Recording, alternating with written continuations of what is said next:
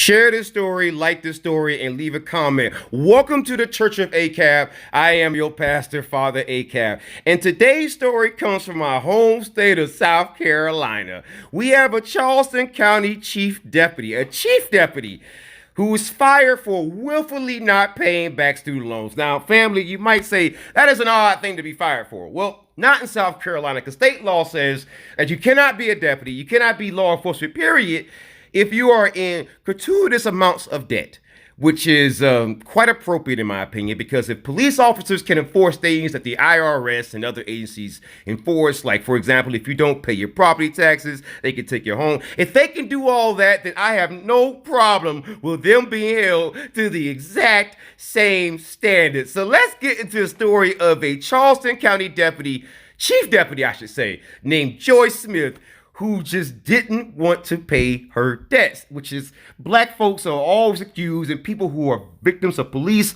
are always accused of not paying their debts and being dregs of society.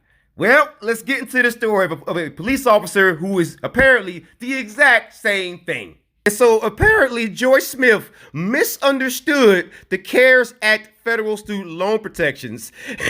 And apparently she didn't read the fine print. Because back in 2020, she was aware of her default on payments. So she was aware for 2 years now. And so back in January of this year, the sheriff's office ran a credit report on Smith for her annual appraisal. And they found that she was still in default on her loans. And so she was offered one last chance to become current with her loans. And when another credit check was ran back in March of this year, it was found that no corrective actions were taken to bring herself current. So she was given a directive. You know how cops always say, just comply? Well, she was given something to comply with, and she chose to not comply. And also, it was found out that she was not truthful about the payments that also prompted her termination from employment. And so for our closing benediction, family,